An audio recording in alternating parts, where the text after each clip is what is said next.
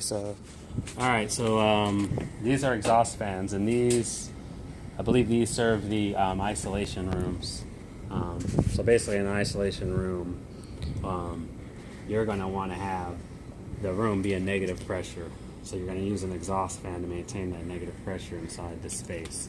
So you're going to be supplying and maintaining room temperature using an air handler or an outside air fan to maintain your room temperature. And then your pressure in the room is maintained by your exhaust fan. So in a normal condition, these would be running 24/7 to maintain that negative pressure in the space. Very simple. It's a simple fan. Most of them are belt driven. You have some that are direct drive.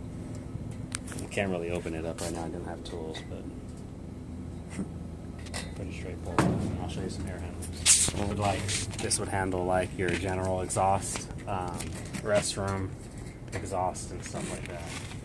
So we just got the fan. It just draws from the ductwork in the space and then blows out here. And then what you have in here, these are barometric dampers. And so basically, as airflow comes out, they open up and they relieve air. And so when it's off, they shut, so it doesn't allow a lot of water to seep in. And then on most of these, they'll have like a little hole or a drain out of it, so if water gets in there, it can drain out. Cool. System of heat pump and condensing unit.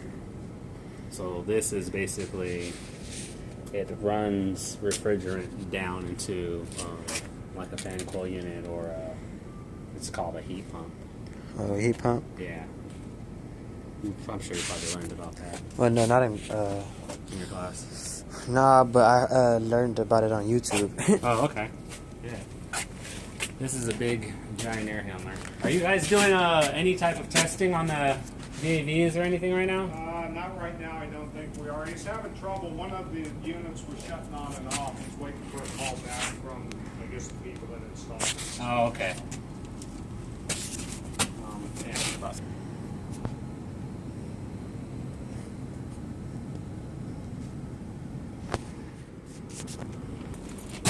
Like air conditioning, not like station rooms and all that, just corridor stuff. So this here is a variable frequency drive, VFD, variable frequency drive.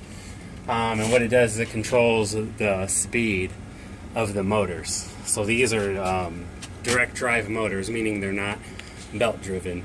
And then the motor RPM or speed will ramp based upon a given condition. And this usually, return fan ramps based upon building pressure.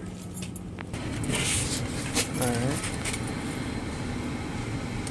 So these are our controllers. These are Distech controllers, and what they are is they basically have analog, or these are digital outputs. These are actually universal. They can be digital or analog based upon how you program the controller to operate. And then you have inputs here.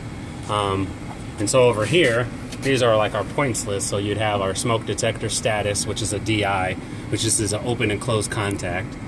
And that's on input 1. So if you want to look up here, on input 1, between input 1 and the common, we have 2 wires, and those dry contacts are giving us the status of the smoke detector. So if the smoke detector shows that it opens up, showing that there's a problem, our logic in the controller would shut down the air handler unit.